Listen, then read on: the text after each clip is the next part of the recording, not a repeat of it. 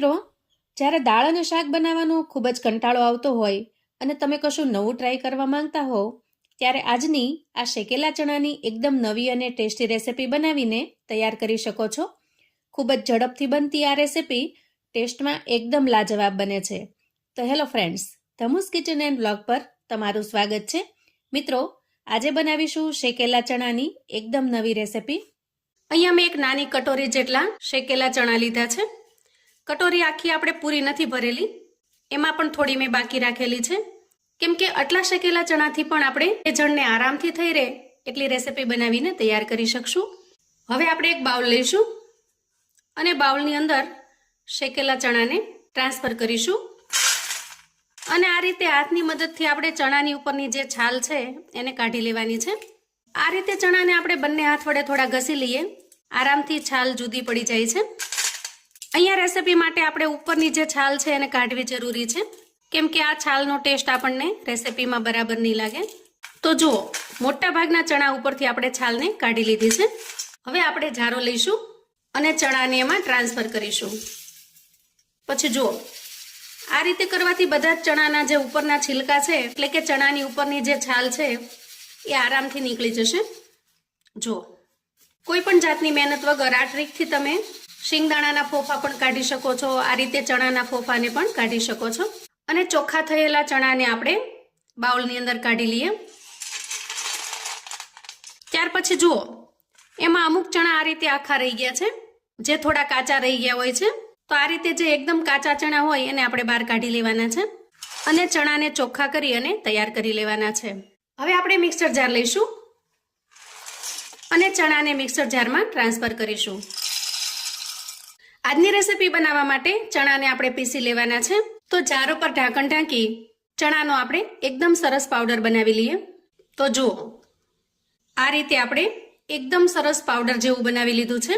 મિક્સરને એકાદ મિનિટ સારી રીતે ચલાવી લેવાનું, જેથી કરીને એકદમ ફાઇન પાવડર બનીને તૈયાર થશે. અહીંયા આપણે બિલકુલ અધકચરું કે દાણાવાળો પાવડર નથી બનાવવાનો, એટલે જ આપણે આના અંદરથી છોતરા પણ કાઢી લીધેલા છે, જેથી કરીને એકદમ સ્મૂથ અને ફાઇન પાવડર બનીને તૈયાર થાય.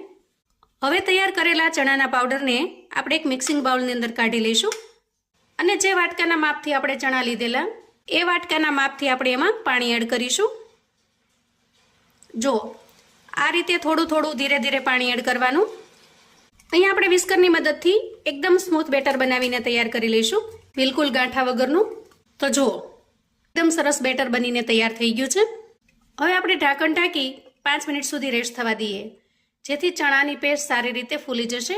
હવે બેટર થોડી વાર રેસ્ટ થાય છે ત્યાં સુધીમાં આપણે ગેસ પર કડાઈ મૂકીશું અને એમાં થોડું તેલ લઈશું, અંદાજે 1 ચમચા જેટલું. તેલ થોડું ગરમ થાય એટલે અડધી ચમચી જેટલી રાઈ એડ કરીશું અને અડધી ચમચી જેટલું જીરું એડ કરીશું અને થોડી હિંગ એડ કરીશું. અહીંયા મેં 4 થી 5 લસણની કળીઓને આ રીતે ઝીણી સમારી લીધી છે, એને એડ કરીશું. અને એક લીલું મરચું આ રીતે મેં ઝીણા ઝીણા પીસની અંદર કાપી લીધું છે, એને ઉમેરી દઈએ. તો મરચાંનું પ્રમાણ અહીંયા તમારે તીખાશ જે રીતે રાખવી હોય એ પ્રમાણે રાખવાનું, કેમ કે લીલું મરચું એડ કર્યા પછી આપણે આમાં લાલ મરચું એડ કરવાના નથી, એટલે કે રેસિપીની તીખાશ છે એ ગ્રીન મરચાં ઉપર જ આપણે રાખીશું. 2 થી 3 મીઠા લીમડાના પાનને મેં આ રીતે કટ કરી લીધા છે, એને એડ કરી દઈએ. આ બધી જ વસ્તુ સારી રીતે સતળાઈ ગઈ છે. તો અહીંયા મેં એક મીડિયમ સાઇઝની ડુંગળીને આ રીતે મીડિયમ કટ કરી લીધી છે, એને એડ કરી દઈએ અને સારી રીતે સાંતળી લઈએ. ગેસની ફ્લેમને આપણે અહીંયા મીડિયમ રાખીશું, જેથી કરીને ડુંગળી અને બધા જ મસાલા બળી ન જાય અને સારી રીતે ફ્રાય થઈ જાય. આ રેસિપીની અંદર તેલનું પ્રમાણ આપણે એકદમ ઓછું રાખીશું, માત્ર 1 ચમચા જેટલું જ. હવે જુઓ, ડુંગળી એકદમ સરસ ફ્રાય થઈ ગઈ છે અને થોડી બ્રાઉન કલર જેવી પણ થઈ ગઈ છે, એટલે કે એના અંદરનું કાચાપણું સારી રીતે દૂર થઈ ગયું છે. આ સમયે એક મીડિયમ સાઇઝના ટમેટાને મેં ઝીણું સમારી લીધેલું છે, એને ઉમેરીશું અને ટમેટાને પણ આપણે સારી રીતે મિક્સ કરી લઈએ અને ઢાંકણ ઢાંકી ટમેટાને થોડી વાર માટે પાકી જવા દઈએ. હવે અહીં જુઓ, ચણાના લોટનું જે બેટર બનાવેલું છે એ થોડું થીક થઈ ગયું છે, જુઓ જાડું બન્યું છે. આ સ્ટેજે આપણે જે કટોરીના માપથી ચણા લીધેલા એવી 2 કટોરી ભરી અને પાણી એડ કરીશું. આ 2 કટોરી આપણે એડ કરેલું છે અને હવે આગળ આપણે ક્યારે પાણી ઉમેરવાનું છે એ હું તમને આગળ જણાવીશ. હવે જુઓ બેટર અહીંયા એકદમ સરસ બની ગયું છે. હવે આપણે ગેસ તરફ જઈશું. હવે ઢાંકણ ખોલી અને ટમેટાને ચેક કરી લઈએ. તો જુઓ ટમેટા ડુંગળી બંને ખૂબ સારી રીતે સતળાઈ ગયા છે અને એના અંદરનું કાચાપણું પણ દૂર થઈ ગયું છે. આ સ્ટેજે આપણે અડધી ચમચી જેટલી હળદર એડ કરીશું અને 1 ચમચી જેટલું ધાણા જીરું એડ કરીશું અને સારી રીતે મિક્સ કરી લઈશું. આજની રેસીપીમાં બહુ ઓછા મસાલાની જરૂર પડશે. અહીંયા માત્ર આપણે હળદર અને ધાણા જીરુંનો જ ઉપયોગ કરેલો છે. બધી જ વસ્તુ સારી રીતે સતળાઈ ગઈ છે. તો આપણે તૈયાર કરેલું બેટર અહીંયા એડ કરીશું અને સારી રીતે મિક્સ કરી લઈશું. જોતા જ મોઢામાં પાણી આવી જાય એવી સરસ બનીને તૈયાર થઈ છે અને એટલી સરસ ટેસ્ટી બનીને તૈયાર થશે કે કોઈ પણ દાળ આની પાસે ફીકી લાગશે. એકદમ ટેસ્ટી એવી બનીને તૈયાર થશે.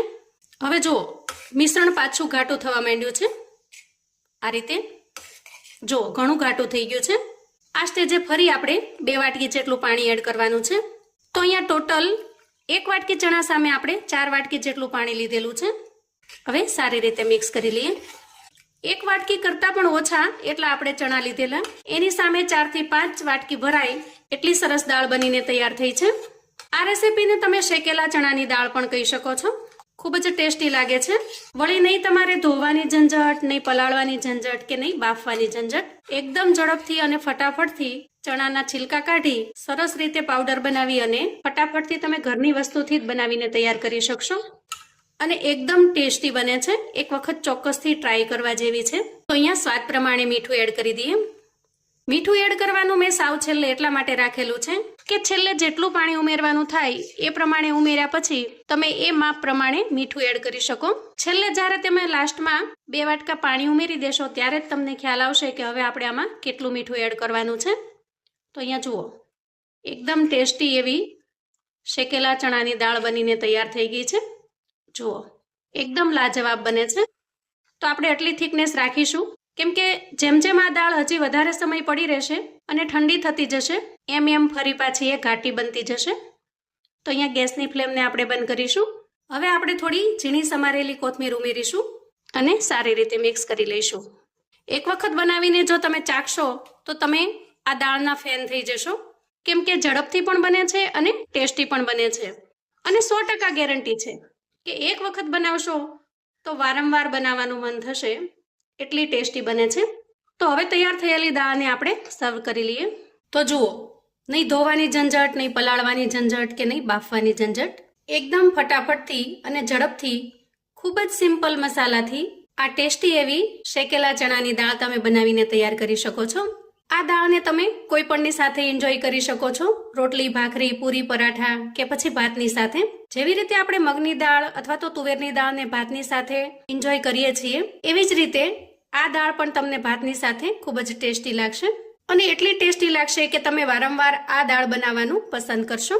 તો છે ને મિત્રો એકદમ યુનિક અને સાવ નવી રીતે બનાવેલી દાળ. તો જુઓ આ રીતે ભાતની સાથે પણ તમે એન્જોય કરી શકો છો. એકદમ સરસ ગરમા ગરમ દાળની સાથે ભાત ખૂબ જ ટેસ્ટી એવા લાગે છે અને એમાંય બટેકાના કોરા શાકની સાથે તો ખાવાની મજા પડી જશે. એકદમ ટેસ્ટી એવું લાગે છે. તો મિત્રો એટલી સરસ ટેસ્ટી દાળ છે કે હું ઝડપથી એને ફિનિશ કરવા જાઉં છું અને સાથે સાથે એક રિક્વેસ્ટ છે.